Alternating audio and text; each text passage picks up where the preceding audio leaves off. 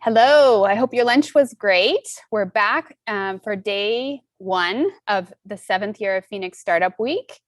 We're going to give everybody a couple minutes to join us. And we're learning so much about technology today. It's making us better. It really is. Process, right? Yes, yes. Okay. Okay, Liz, you're joining now as a panelist. Fantastic. I did that. And then let's see. Thank you. You're welcome. Hi. Hi. Oh, here's. Hi, Liz. I think this is it. Yep. Okay. All right. Woohoo. Here we go. So we're coming to you. I'm coming to you, me and two others from UAT, which is Startup Week headquarters. This year, 7th year, we're completely virtual. And today we're going to talk about this programming session is about diversity and inclusion. Katee Van Horn is going to be our moderator, and she's got a group of very knowledgeable people here to talk about a very important topic. Right before we give her the mic, I wanted to do a quick plug for social media, because this group, Phoenix Startup Week, is what it is because of you. So as you're hearing things that are resonating with you, either it's an aha or you're just feeling it, make sure to go to social and tweet, Instagram, Facebook, whatever you got to do. If you could just go into the speakers' profiles, they should have all of their social information right in there. And if not, they're just a quick Google away. It's actually easier on virtual because you can just hover over their name and figure it out. So we love the hashtag PHX Startup Week, and also hashtag YesPHX. So with that said, I'm going to go away and moderate online for you guys. So I'll get all the questions and everything organized. And then about 10 minutes towards the top of the hour, I'll pop back on and sit, and we'll have questions for you. So have a great time. I can't wait to hear. I'm going to be tweeting up a storm, I'm sure. Thanks for your time. Thanks, Kate. Thanks, Kate. So thank you so much for joining us today. We're very excited to be having this conversation with these amazing panelists who have all done so much to really be thoughtful about diversity, equity, and inclusion in their own organizations. Some of them are business owners, and some of them are working as diversity and inclusion employees in their teams and in their organizations. So I'm going to go ahead and introduce the panelists. And then let them share a little bit about who they are and what they do, all that good stuff. So let's start with you, Melissa. Okay, thanks. Melissa Lamson. I'm a leadership consultant and coach, and I specialize in diversity and inclusion. I'm really passionate about doing whatever I can to really help the Phoenix community become more of a resilient and eventually an anti-fragile economy. And that's one of the goals of a new startup that I founded in last August, which is an incubator accelerator for women over 50, because I truly believe tapping into the diverse talent and really looking broadly at talent, especially in the Phoenix area, which is where I live, is key to a successful business community. So thanks for having me. Awesome. Thanks, Melissa. Essen? Yeah, good afternoon. I'm Essen Otu, and by day, I lead the diversity, equity, and inclusion efforts at SRP. And my focus, has and continues to be really accelerating the impact of DEI at SRP and positioning us as a leader in this space over time. And so prior to joining SRP, I oversaw DEI and community affairs for a local healthcare system for a little over 10 years. And, had the chance to work to help roll out the Race and Social Justice Initiative in Seattle prior to that with Seattle City Light, introduced some DEI efforts working with Governor Napolitano years ago, and have got to do a lot of fun things in this space. So lots to share, lots to learn, and just really also excited to this panel and participating with the other panelists. So thanks for having me. Awesome. Thank you. Liz? Hi, thank you guys for having me. I'm Liz Mason. I'm the CEO and founder of High Rock Accounting, Rebel Rock Accounting, and the tax department. We do a lot of back office support for other companies and work a lot with startups. Additionally, we have an HR practice, and I have been very vocal and very interested in how we do things better and what we can as small businesses do better, and how to advise my clients on that and think about it and talk about it and get uncomfortable and, you know, figure out these nitty gritty, difficult things that people struggle to discuss. Well, I'm great at awkward, and I'm really good at pushing through those types of conversations. So I appreciate being here, and I'm excited for this. Awesome. Thank you. And last but not least, Miss Ashten. Hey, I'm Ashten. By day, I am a ERG leader and a senior employer brand project manager over at GoDaddy. And by night, I am a DJ. I actually got featured in a couple of SRP commercials, so glad you're here. But yeah, I'm just really happy to be here to talk about diversity and inclusion, and really dig into a lot of the important parts of building that around your business. So yeah. Thank you. Awesome. Thank you. All right. Are you ready to dig in? So Liz, I'm going to kick it off with a question for you. Why is diversity, equity, and inclusion important to you in your organizations? Not just from a nice to have, but from a business imperative. Yeah, so I think, you know, the conversation we have around diversity and inclusion and around making sure that we're strategic with it is not because this is, you know, something that we should care about. It's because it will actually lead our team to be a better team. This type of, you know, initiative is, I think, difficult for a lot of people because they don't want to have those hard conversations and push through that piece of it. But at the same time, it's so much more rewarding when you have different perspectives at the table and your team is able to come together with various backgrounds and different levels of, you know, experience in their lives, and they come and they have these better conversations and they build stronger teams. And so, you know, I think it's very boring to have a lot of people on our team that think and look like me. That's the worst answer possible. The best answer possible is having a bunch of people that look and think absolutely nothing like me, because that is what builds stronger and better businesses in the long run. Awesome. Thank you. Anyone like to add anything to that? Sure. You know, I'd say, I guess, first and foremost, for me, when I think about DEI, I think about, you know, my personal values that kind of carry over into the work that I do. You know, I've experienced the impact of inequity and exclusion, right? And so I think I always approach things with that perspective and that lens. And it plays out every day in our society, right? And we see it. So I think for companies, you know, companies can no longer sort of operate to their fullest and most innovative or agile potential without DEI as a strategy or focus.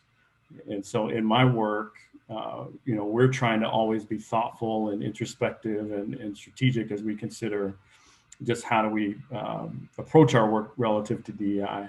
And so, you know, there's this inextricable connection and tie to business success. And it's not something that can be ignored anymore. So I think, you know, as Liz was saying, I mean, we can look at lots of research that says inclusive teams are, you know, 6 times more likely to be innovative than more homogeneous teams, right? So we know those business outcomes are there. And I think every organization at the end of the day, large or small, startup or more mature, you know, you want to produce the best products and services that you can with the best people. And you can't do that without a lack of diversity. You can't, you know, if you're you know, not intentionally inclusive, then we have underlying issues around fairness and equity. And if we're not willing to address those, then, you know, we're not going to drive that cultural transformation or that environment that allows us to thrive will fail. And so I think, it becomes even more important today than it might have looked like 5 years ago, 10 years ago, et cetera. Absolutely. All right. So, Miss Melissa, when you think about the talent needed to form a diverse startup team, what are the biggest misses? And I'll caveat this. I know that you aren't going to say this, but we cannot go with it's a pipeline issue. That's very true. That's very true. Well, we naturally gravitate towards those who are similar to us, right? In mindset, even in looks. And I think to Liz and Essen's point, I'm hoping we'll get beyond that a little bit. But I think even more importantly, we really lean into understanding how different we are in terms of upbringing, experience, personality style, work styles. And if we look at the whole picture and we see what we can really utilize for the best outcome in teamwork, and we're very proactive about that, and we're very intentional about that, then we really have innovation in teams. And so, it really starts with being able to know what those differences are and how we can leverage them for the betterment of the organization. So paying attention to that. And I think that goes with one thing, which is that startups don't invest soon enough really in any kind of people management or leadership skill training, or even at the recruiting level, to help them really understand how to manage and understand and work with diverse individuals. And so that's key, if they can get into that training up front, so that people can have that insight and they're thinking about that. It's in the forefront of their mind when they're recruiting or working with teams. And obviously that helps with retention and so forth. I think the second thing is just going to the same places to recruit, right? We don't really have a talent shortage per se. It's really that we're looking in the same places again and again. So if it's the good names in the industry, which are the good schools and the good companies, quote unquote, that isn't going to support true growth if we don't kind of broaden that recruitment strategy.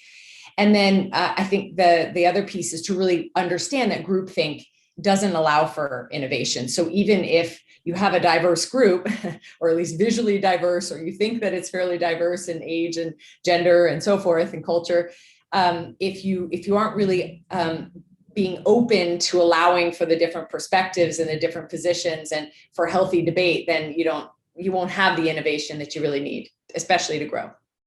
Absolutely. And I would add on to your second point, as a startup, it's also really difficult to go into a Stanford or a whatever, because you aren't one of those big names. And so, looking other places will only help. So thank you so much. Ashten, so you lead one of the employee resource groups at GoDaddy. And so I wanted to just ask, what is one of the first things to think about when starting a new organization, especially when you're asking friends and family members to know and to help you? I think a lot of folks, when they're starting up a startup, it is, oh, my friend can help me with this, or my buddy can do this. And that obviously leads to a little bit of just a homogenous group. So what are the things that they should be thinking about? Definitely in the beginning of starting an organization, and this is where a lot of organizations that have been around a long time find it challenging to start moving into diversity. So if you're just starting an organization, keeping diversity, inclusion, equity, and I like to say belonging at the forefront, make your life so much easier. If that's just at your foundation already, it is so much easier to create those diverse teams and diverse organizations than it is to start out with a homogenous group and then trying to create a more diverse ecosystem. So definitely having it at the core of your foundation at the start is important. I would also say, because it's so easy to just grab your friends and family and those closest to you, that maybe you do have to take a second, sit down, think, and start reaching out to your network that is like a couple steps outside of those people that are like in that closest inner circle, and start asking them for help and seeing if they can get involved.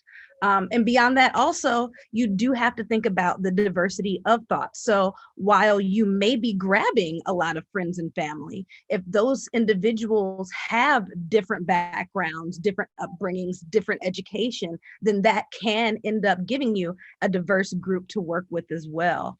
But I definitely believe belonging is also something that should be put in the forefront, because you can have a diverse organization and you can think that you've included them, but a lot of times when your employees are so worried about things like looking professional, does my natural hair as it grows out of my head look professional? Is that something I have to worry about? If they're worried about code switching constantly to assimilate with the environment, they're not able to focus on doing their best work. So also creating that inclusive environment where they can show up as themselves is so important to the diverse work that they'll be doing. So that's what I think are some of the key points to remember when just starting an organization. Awesome. And building off that, I think Essen and Melissa would love to hear from you and your thoughts on why it's important to really focus on diversity, equity, and inclusion right when you're getting started. Sure, I'll take that as well. And I do think, and Ashten brought this up, I mean, starting with DEI as one of your sort of primary ingredients in your startup values recipe, we'll call it, is critical, right? It should be really evident from the beginning that that's part of your brand DNA, it's part of your company DNA. And those company values shouldn't be a secret, right? DEI should be very evident and clear in those values. I think it becomes a lot harder to go back and add that into the recipe once things are baked. And so I give one example, recent example. I go to a place called Palabra Coffee, right? And not a plug for them. I have no ownership stake or anything in them, but they might be listening, though. They might be listening, right? So shout out to you guys, because one of the first things I noticed is on every one of their coffee cups, they have a sticker that says "Dethrone Racism," and I thought, wow, what a subtly powerful way to just let folks know up front what you value, and equity is one of those things, right? And so I thought that was really powerful. I would say, also for startups, think about, kind of the horizon, right? As you're growing, being intentional about building a representative board of directors, board of advisors, because those folks hold a lot of, will hold a lot of influence, right, over time. And, besides general, governance and advising the CEO, diverse boards should really provide those varied viewpoints and be able to, ask critical or uncomfortable questions that you might not consider as a founder, for example, right? I think there was an article way back in 2008, Harvard Business Review article, and it was the story about MFA, Masters in Fine Arts, is the new MBA, right? And the whole premise was that kind of this right brain thinking should really be a focus for companies who are so steadfast on hiring MBAs. And it was really, I thought, a reinforcing example of why, diversity of thought and perspective is so important, right? And so I would say, thinking about that relative to, who helps advise and govern or lead, your company over time will be really important to think about who's represented and who's not. Awesome. Thank you. Melissa? I mean, it's interesting. I think as Ashten and Essen were talking, it made me think, if we create a culture of inclusion from the beginning, do we even need ERGs? Are we going to need affinity groups inside an organization? It always strikes me as fascinating when I talk to a company and they're saying, oh yes, well, we have these ERG groups and we're having these meetings and in these discussions. And I always go, well, why does that ERG group exist? Why is that important? And they go, we don't know. Like, we haven't really asked why it was formed. I mean, if you can have that conversation, you can get a lot of data about what could be improved or what could be different in your organization and be more to be more inclusive. And so you're going to back into, if you don't do it up front, you will back into a culture initiative or a change management project at some point in the organization. But if you are in that place now and you have ERG starting to form or any kind of a group forming, have the conversation with them to say, why is this necessary? Why is it important for you to exist as a group here? Absolutely. That's great. Thank you. Liz, I'm going to start with you on this one. What is a mistake that was made in your organization as you started thinking about diversity, equity, and inclusion? And from that, what did you learn and what did you start doing differently? Yeah. So, we started and did a lot of the things a lot of startups do. We started a company, we pulled in the smartest people we knew, who were people in our network that thought and looked a lot like us and didn't think very heavily about what the implications of that would be long term. So I have a team where, okay, in terms of like outward looking diversity, we do have a lot of diverse background of talent. We are growing quickly. And one of the things we do frequently when we're growing is hire, right? And in my work, working with other companies, helping them be strategic around their culture, around their hiring plans. How do you actually do this in a way, that gets not only like your internal people excited, but your investors excited and your board of directors, and advising companies in growth. I've become much, much more aware about the things that cause problems, so to speak. And there are things that you don't even think about. Like one of my biggest pet peeves is offering a bonus to people to bring in their best friend from college to work with them, right? I mean, like on the surface, that sounds great. You're going to attract new talent. They're probably going to be pretty smart. If they're your key employees, you're like good performers, friends, right? But at the same time, you're creating a bro club, and you're creating this like inclusive culture, but only inclusive to the people that are in it. And it starts feeling really gross. And you get, lots of people that are cliquey and they have like their friends group and not others. And I mean, it even, comes down to the like across the board, when you look at the research, those types of bonuses don't lead to overall organization innovation and growth. They lead to a good old boys club, which limits everybody else, right? So that's one of my biggest pet peeves. We never actually did that one, but one thing we did do, and this is actually relatively recent, we were hiring a new HR manager for our team. And our HR managers serve internal and external because we work with our clients on a lot of HR things. And I was super busy running all over the place, doing everything like an ADHD CEO does. And our team's about 35 people. And I said, okay, who wants to be on this interviewing committee? Our HR person is leaving. So clearly we need someone else to help with this process, right? So 3 white women volunteered. Not surprising. That's their personality, to volunteer. They love talking to people. It's societally accepted, blah, blah, blah, whatever. So we get a bunch of applicants. We're going through this process. Like everything looks good on the surface. And I tell them, okay, pick the top 3 candidates. I'm only interviewing the top 3 candidates, and then I'll make a decision. Top 3 candidates: white woman, no degree, not as much experience as I required in the application. White man, degree, enough experience. Black woman, 7 times as much experience as I want. Well, not quite. It was like 3 times as much experience. A master's degree in HR. Like everything was perfect on her like profile. Their recommendation to hire the white woman. So I sat down with all of them and I said, okay, what is it about this woman? Like, why do you like her? Like, what is it? They're like, oh, she's super cool. She has this great energy. Like, I want to be friends with her. I feel like we could hang out. I'm like, okay, but what about the job she has to come do on our team? Well, she's really smart. She'll be fine. Like, it's not a big deal. We'll be good. I'm like, okay, she doesn't even meet the minimum requirements. I'm not going to interview her. Like, love you guys, love your opinions, but she doesn't meet the minimum requirements. Out. So I interview the white man, interview the black woman.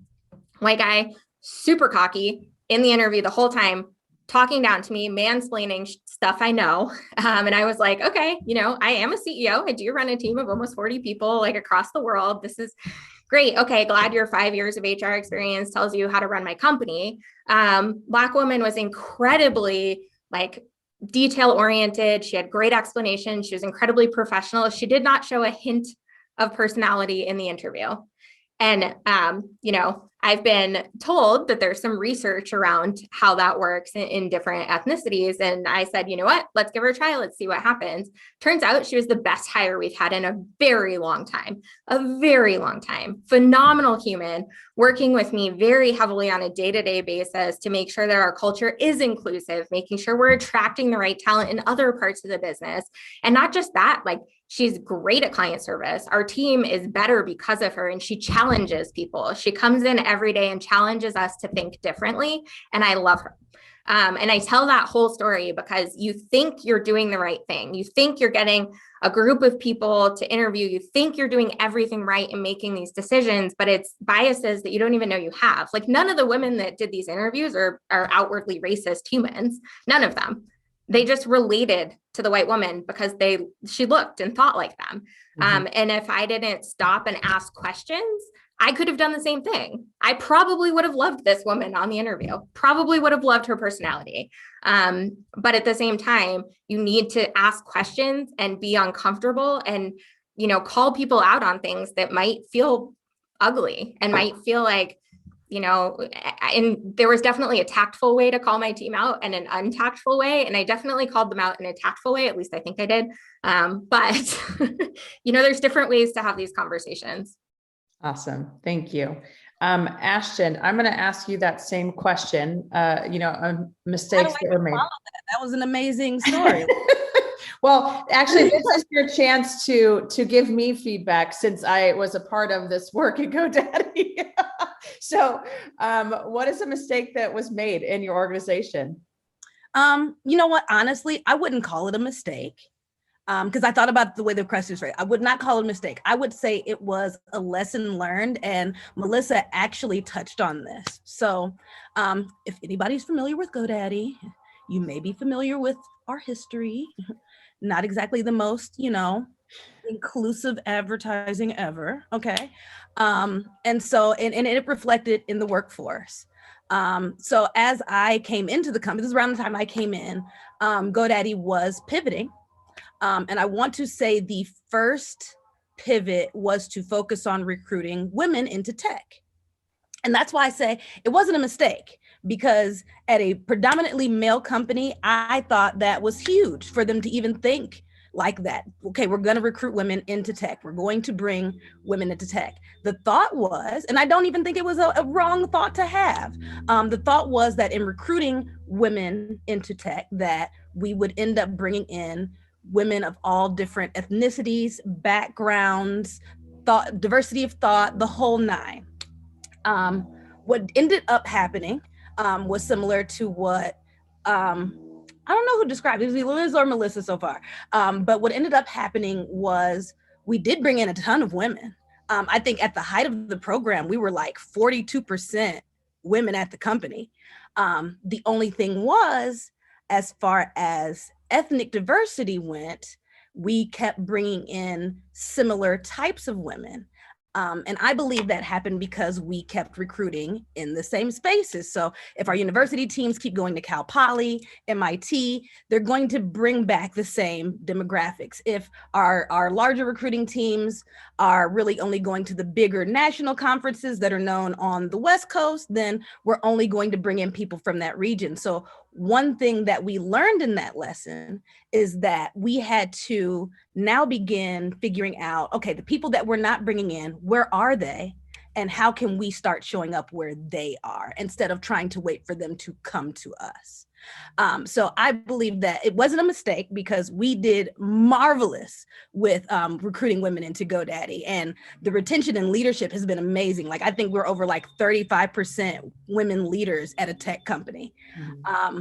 But what the pivot was now showing up in different regions, maybe even changing some of our job recs to be remote so that people didn't have to be concerned with, okay, now I have to relocate all the way to the West Coast. No, you can work from your home on the East Coast where we found you because we showed up where you were. We don't want to make you adjust for us. We're adjusting for you. So that was the biggest lesson learned in our recruiting strategy, was showing up where these groups are and then creating environments where they can show up as themselves authentically. So that was our biggest lesson. Awesome. Thank you. All right. One of the key concepts around diversity and inclusion is sustainability. And knowing that many new businesses don't make it to the 5-year mark, why is diversity important when we talk about sustainability? So Essen, if you could start us off on that one. Sure. So I'm a big believer that DEI and sustainability really go hand in hand. I think, like other industries, the utility and energy sector that I work in is really seeing this significant workforce challenge, in that we've got many long-term employees, some who've never worked anywhere else, right, or in another company or industry, and so people tend to stay, right? And now we have a huge percentage of our folks, and this is not unique to SRP, that are eligible for retirement. So I think it's an understatement, right, to say that the workforce of the future, will ultimately be more diverse. They'll come to the into the workforce with values and expectations that are very different. Want to see more, demonstrated inclusivity. They want to see that equity. What does that look like for your company? Tell me about your corporate citizenship. Tell me about your flexibility, right? Can I work from wherever I need to work from? And I think we've already been seeing that, but I think that those things will be even more important. So for years, I think there's been, again, that evidence that, supports this very clear and measurable competitive advantage for companies who've invested in and really communicated their DEI efforts. And I think companies that, acknowledge and begin to prepare for that inevitability will effectively sustain themselves. But those who don't will be really challenged to attract and retain top talent. And I think it will create a really significant sustainability issue for a lot of companies. And so I think that's really where those two things intersect. And I think about it all the time and kind of talk about it within that framework. Awesome. Thank you. Melissa? I couldn't have said it better, exactly what Essen said. And I would just underline that with some anecdotal comments, and just that we talk about it all the time. Is this a community one we want to stay in? Is Phoenix a place that we feel comfortable in? I have a multiracial family, and we have to think about, can we go to that restaurant? Do we want to join that association? Are we going to be accepted? Are we going to be comfortable? Who represents us there? And we came from the Bay Area. We never even thought about it in the Bay Area. We were privileged enough not to have to think about it in the community we lived in. And so being so highly aware of that now, I think that's just critical to think about. Where are your employees socializing? Where are they going to hang out? What are they going to do? What kind of families do they have? Are they even comfortable living here? And so that's going to be a huge difference maker in terms of being able to recruit and retain great talent here. Awesome. Absolutely. So Liz, during our prep meeting, you shared a story that I think shocked us all. Maybe not shocked, that might not be the right word, but caught us off guard. So I think it's important for the community that's listening to hear this conversation. So can you talk a little bit about the sub that you hired to fill in at certain board meetings and why you did that? Yeah, so I do a lot of CFO advisory work, and I personally started in public accounting at a very young age. I was 19, and my career escalated very quickly. And by 27, I launched High Rock and had, experience at the level needed to be a CFO. And I did for lots of startups. And, startups have board meetings because they have investors. And 27, 28, 29-year-old me, who looked a lot younger than I do now, would walk into these board meetings and they'd be like, what's this high school kid doing here? And before I even spoke on the numbers, they would interrogate me. Like, why are you in this room? Why do you deserve to be here? And then I'd start talking about the numbers and every single thing. They dig in and hammer down on details. And I know my stuff. And by the end of the meeting, normally they'd be like, oh, okay, well, that looks good. We'll have a conversation. And I got tired. I got really tired of being hammered for walking into that room and being a young female CPA. And so I called my friend, who is a 45-year-old white man who served as a CFO himself and a little bit of a mentor to me. And I said, hey, can I pay you for 1 hour a month for these couple clients? I'll prep all the work. I will give you everything. All you have to do is show up at the board meeting and present the numbers. And he at first was a little skeptical. And I'm like, look, you're helping me out. I'll pay you for your hour. Like, it's really not that big a deal. And he's like, sure, whatever, I'll do that. So he does. And I, a couple of them sat in, just listened to, and no questions. He'd present the meeting, he'd present the numbers, 5 minutes, done. The board would be like, great job. Everything looks good. Thanks for your hard work, pat on the back. Every time, without fail. Every time I presented it, 30 minutes to 45 minutes of interrogation.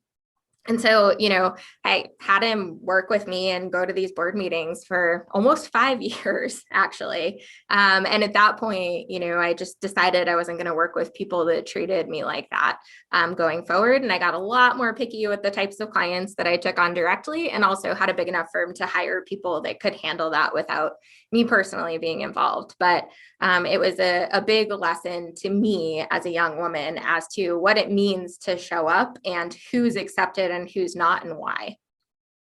Awesome. Thank you. One of the ways that we can create a better experience to get the most out of our people is to create safety. So we, hear the term psychological safety, creating a safe space for your employees, things like that. What does safety mean to you in this context, and why is it important, Melissa? I'm still recovering a little bit from that story, even though I had heard that story from Liz before. On one hand, we're kind of all laughing about it. And I really hope that those of you who are listening can step into how that would feel and what that does to someone over time when they have that kind of experience again and again. And so I just felt like we needed to underline that experience, because it just made me so emotional. It is. Doing it again. And I mean, as a founder and an entrepreneur, you question yourself every day as it is. And to have that many people constantly question, even if you have the right answers, it just, I feel that I'm lucky because I'm strong and I can push through that stuff. But I know there's a lot of people that would have given up. That's right. That's right. That's right. The give up piece. And I think that links directly to the topic of safety and being inside organizations, and I'd love for everyone else to chime in. I don't want to take a lot of airtime here, but I just know that creating an organization or a team and being a leader who really allows for mistakes, for questions, for debate, for conversation, for advocacy, right? So that you can say, hey, this wasn't okay, or this isn't making me feel all right, or this is what I really need, or this is what this person needs, and I want to support this person.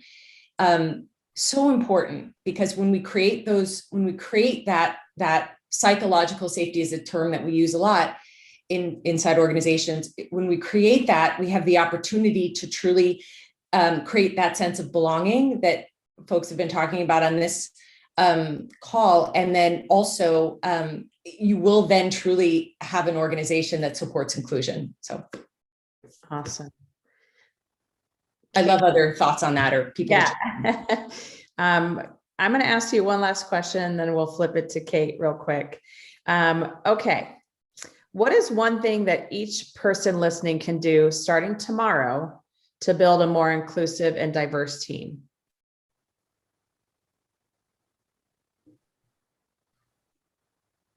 I can start that out if yeah.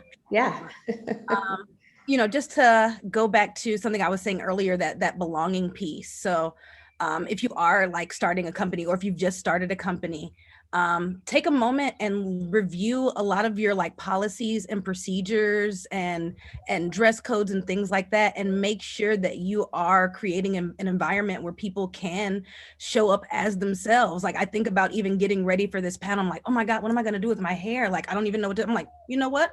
I'm going to wear my Afro puffs, because this is all about showing up authentically as myself and being comfortable being myself. So it truly is about creating that environment where people can come to work and just strictly focus on work and not focusing on what about myself can be looked at as unprofessional? What do I need to change? How do I need to act to assimilate? So inclusivity and belonging is what you need to do for tomorrow. Awesome. Thank you. Liz? I would say ask questions. I know that sometimes people think in the back of their head, is that right? Like ask the question, broach the topic, be an advocate. If you see something that you're uncomfortable with and you have enough power to bring it up, do it. Stand up and be the person that's ready to be uncomfortable. And you might make mistakes, and that's okay.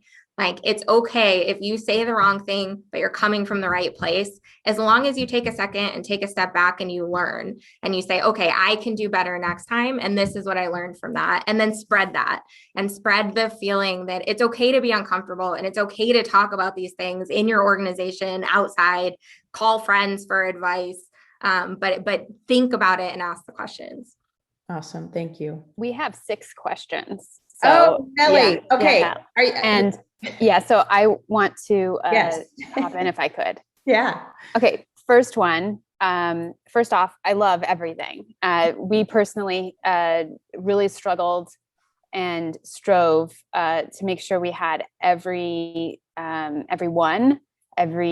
type of person represented, and we had people on the team that were questioning each other actively throughout the week and or throughout the year that we were doing this work, and I welcome it because you are better for it. So first question, how can we include equity in the meritocracy culture that permeates the startup world?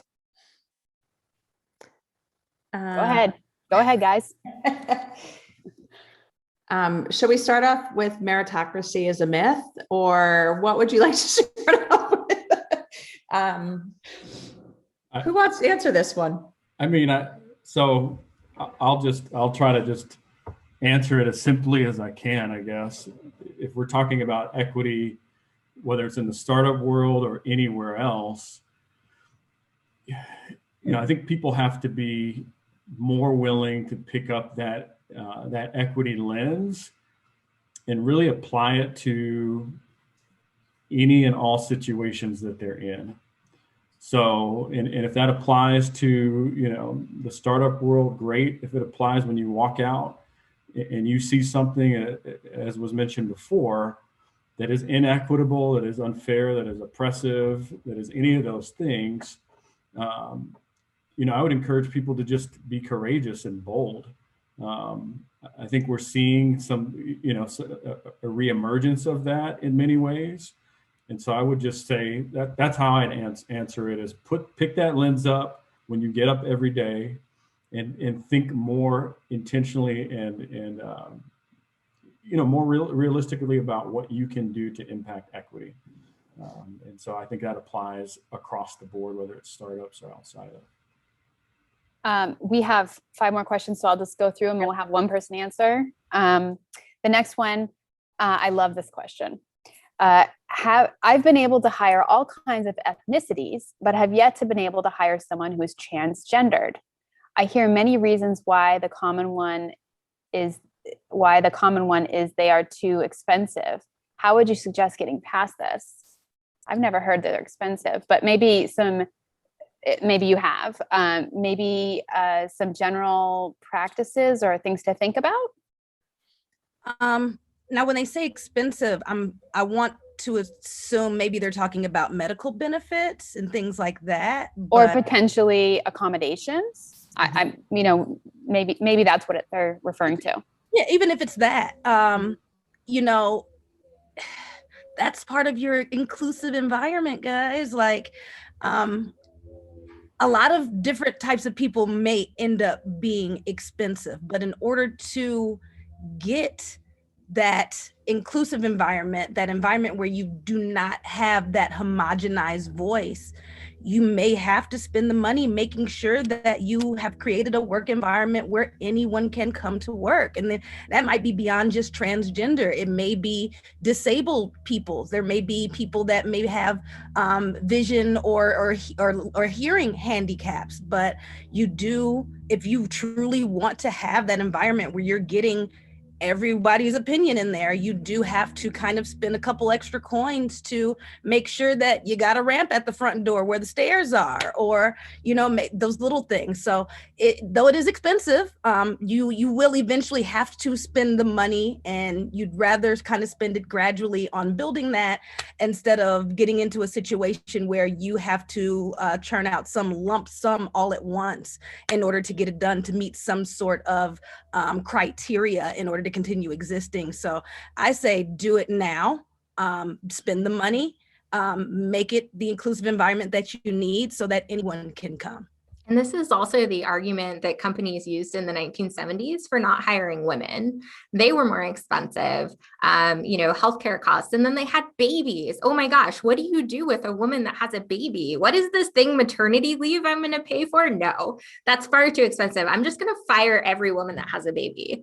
Like, come on, this is like same argument, just in a different light. Like, have bathrooms that are comfortable for people, have the ramp at your front door, make sure you have a nursing room or a nap room or a change your clothes room or whatever room you want to call it. But it's worth it right now to not think about these little things. And if you're worried about healthcare costs, there's this wonderful thing called a PEO where you can go have them get your healthcare for you, and it's all put into a giant group plan, and you never know that there's a difference.